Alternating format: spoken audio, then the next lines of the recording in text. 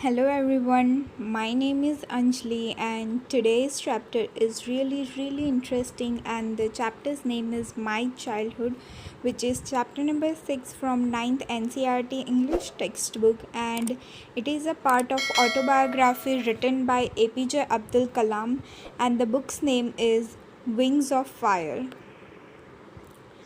So हम सभी जानते हैं एपीजे अब्दुल कलाम जी कौन है। वो हमारे इंडिया के फॉर्मर प्रेसिडेंट थे।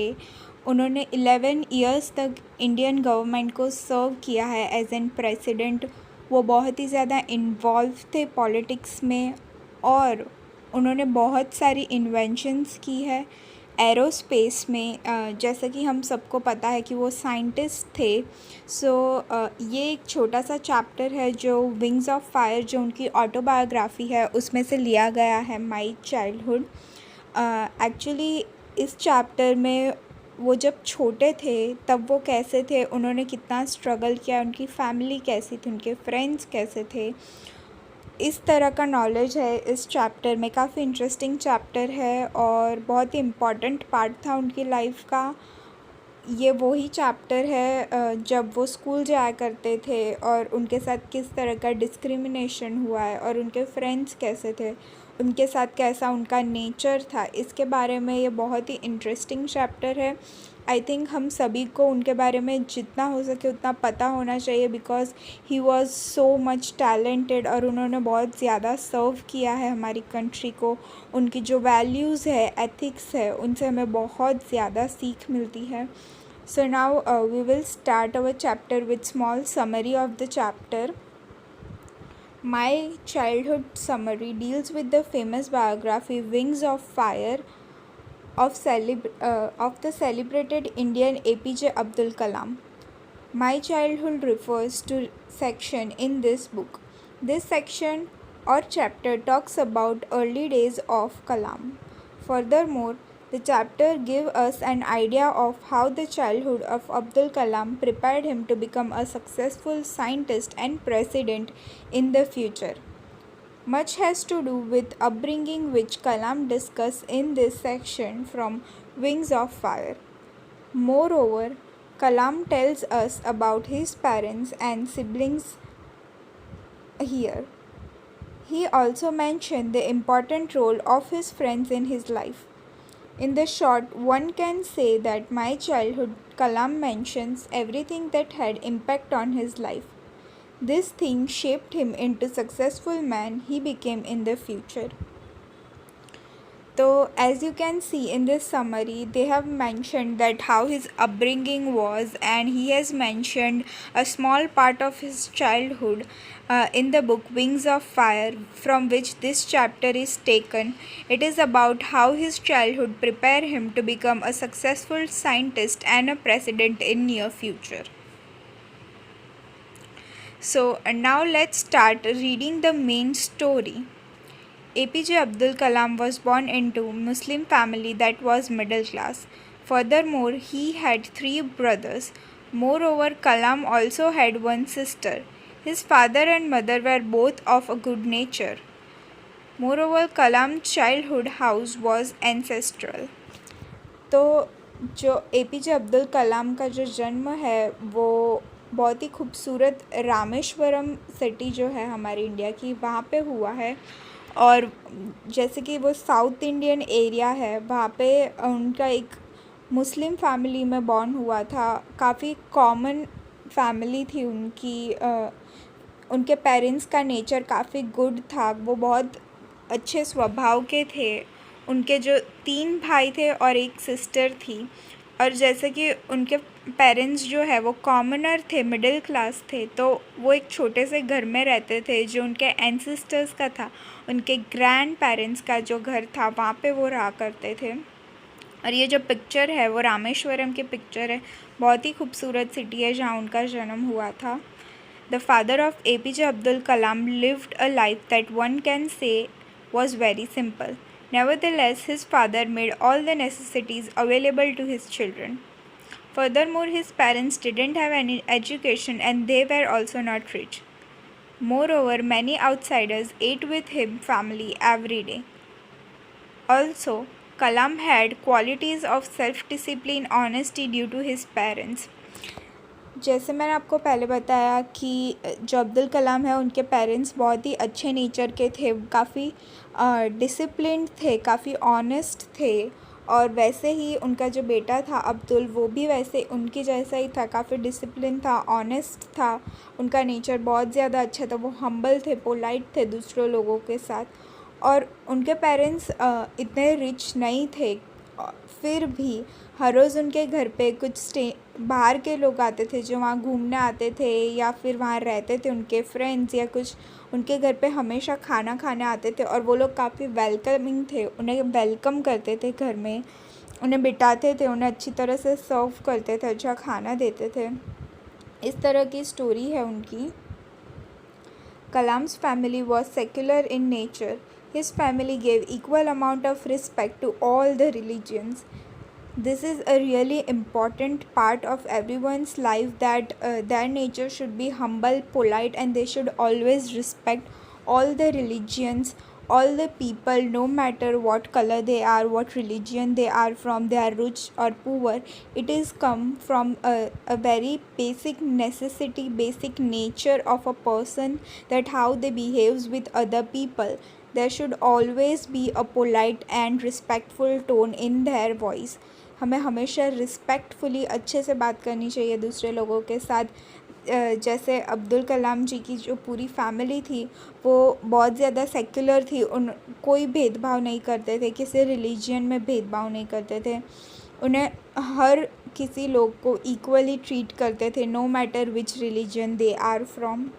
Moreover, Kalam heard stories of Prophet and Ramayana from his grandmother and mother. Also, all of this clearly shows that secularism present in this family. तो जैसे मैंने बताया कि उनकी जो फैमिली थी वो काफ़ी सेक्युलर थी नेचर में, वो हर रिलीजन को बराबर से रिस्पेक्ट देते थे।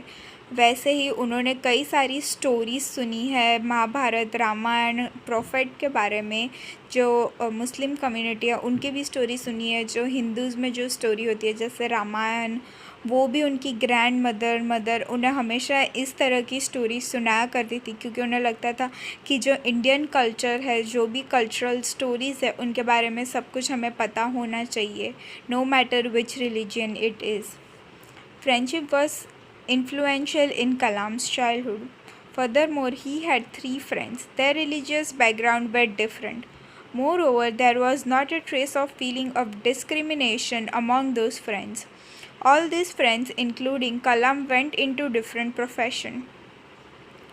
तो जैसे कि उनका नेचर था कि वो बिल्कुल डिस्क्रिमिनेशन नहीं करते थे। डिस्क्रिमिनेशन का मतलब है भेदभाव करना, बिल्कुल भी भेदभाव नहीं करते थे। और जो उनके फ्रेंड्स हैं, जो मेन फ्रेंड्स थे उनके बचपन में, वो सभी अलग रिलीजन के थे, उनका प्रोफेशन अलग था, फिर भी उनके इतने क्लोज़ फ्रेंड थे, क्योंकि उन लोगों में ऐसा नहीं था कि अलग रिलीजन में से है और अलग तरह का प्रोफेशन है तो उन्हें नहीं पसंद है, ऐसा कुछ भी नहीं था। फ्रेंडशिप थी और काफ़ी अच्छी फ्रेंडशिप थी।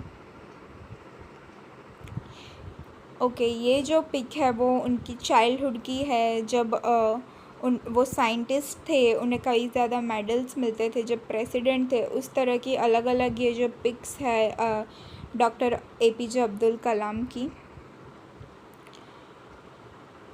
One occasion, a science teacher of Abdul asked him to come to his home for dinner. However, the wife of the science teacher didn't agree to serve Kalam due to her belief in religious segregation. तो हमें पता है कि हमेशा से ही ऐसा रहा है कि जो अलग रिलीजन के लोग हैं हमें काफ़ी ऑकवर्ड फील करवाते हैं, हमें लगता है कि हमें उनके साथ नहीं बात करनी चाहिए, उनका रिलीजन अलग होगा, सोचने का तरीका होगा, but at the end of the day they all are human and we all are equal. So हमें किसी के भी साथ डिस्क्रिमिनेट नहीं करना चाहिए। जब अब्दुल कलाम जब स्टूडेंट थे तब उनके एक टीचर ने उन्हें घर पर डिनर के लिए बुलाया, पर उनकी जो वाइफ़ थी वो काफ़ी ज़्यादा अपोज़ कर रही थी इस चीज़ का, क्योंकि उन्हें काफ़ी अनकंफर्टेबल लगा कि वो किसी और रिलीजन के हैं तो वो उन्हें खाना सर्व नहीं करेगी। So she refuse to serve food to him, but consequently the science teacher made a decision to serve food to Kalam. तो जो साइंस टीचर थे उन्होंने बोला कि अगर मेरी वाइफ नहीं सर्व करेगी देन ही वुड, तो उन्होंने अब्दुल कलाम जी को है जो डिनर सर्व किया, उनके घर पे उन्हें खाने पे बुलाया था बिना किसी डिस्क्रिमिनेशन के, बिना किसी सेग्रीगेशन के. Furthermore the teacher himself set beside Kalam to eat a meal. वो उनके साथ ही खाने के लिए बैठ गए, उनके बाजू में बैठकर साथ में खाने लगे, बातें करने लगे. The wife of the science teacher was observing all this behind the door. The science teacher gave the second invitation to Kalam for a meal next weekend. This time the wife serve with her own hands but from inside the kitchen. तो ये है कि जब वो उनके साथ बैठ गए तो उनकी जो वाइफ़ है वो किचन में से देख रही थी कि कैसे वो बैठे हुए हैं, बिल्कुल भी भेदभाव नहीं कर रहे हैं, सब कुछ इक्वली ट्रीट कर रहे हैं उन्हें. तो जब सेकंड टाइम साइंस टीचर ने फिर से अब्दुल कलाम जी को डिनर पे बुलाया तो वाइफ़ ने इस बार खाना सर्व कर दिया किचन में से ही, जैसे किचन में से डिश तैयार करके उन्हें दे दी, बाहर सर्व कर दिया. और इस बार उन्होंने डिस्क्रिमिनेशन लेवल काफ़ी कम कर दिया, उन्होंने भेदभाव करना बंद कर दिया, वो वेलकमिंग थी, उन्हें अच्छे से खाना खिलाया इस बार. So this is a small story that Abdul Kalam is saying about his life. और ऐसी ही एक और स्टोरी है जो कि चैप्टर में ही है. उसमें ये बताया है कि जब अब्दुल कलाम जब क्लास में थे, जब छोटे थे, तब उनकी जो एक टीचर है, नए टीचर अपॉइंट हुए थे, और जब वो गए वहाँ पे क्लास में गए तो उन्होंने कैप पहना हुआ था जो कि रिप्रेजेंट करता है कि वो मुस्लिम है. और जब टीचर ने इस तरह से अब्दुल कलाम को देखा वहाँ पे बैठा हुआ तो उन्होंने डिस्क्रिमिनेट किया और अब्दुल कलाम को लास्ट बेंच पे बिठा दिया. तो जो उनके फ्रेंड्स थे वो काफ़ी ऑफेंड हो गए, नाराज़ हो गए कि ऐसे कैसे वो हमारे फ्रेंड को ट्रीट कर सकते हैं, he is a good kid, और उन्होंने बिल्कुल मिसचिव नहीं किया था, फिर भी उन्हें लास्ट बेंच पर क्यों बिठा दिया. सो इस तरह से जब बात हुई तो अब्दुल कलाम के जो फ्रेंड्स हैं उन्होंने अपने पेरेंट्स को बताया कि इस तरह से टीचर ने किया आज स्कूल में.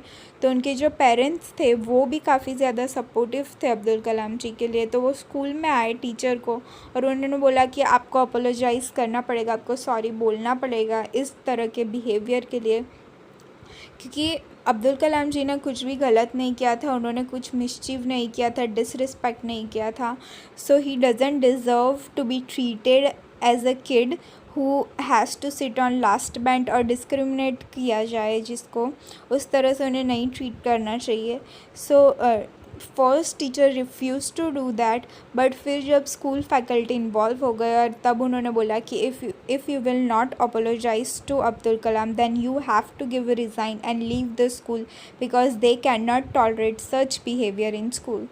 तो तब जाकर टीचर ने सॉरी बोला अब्दुल कलाम जी को, और जैसे अब्दुल कलाम जी है वो काफ़ी ज़्यादा फॉरगिविंग है और उन्होंने ये सारी बातें भुला दी और स्कूल में रिस्पेक्टफुली उन टीचर से मिले और अपनी पढ़ाई जारी रखी. So Kalam's upbringing came to an end when he received permission to go Ramanathapuram for further studies after the end of Second World War. His father and mother certainly loved.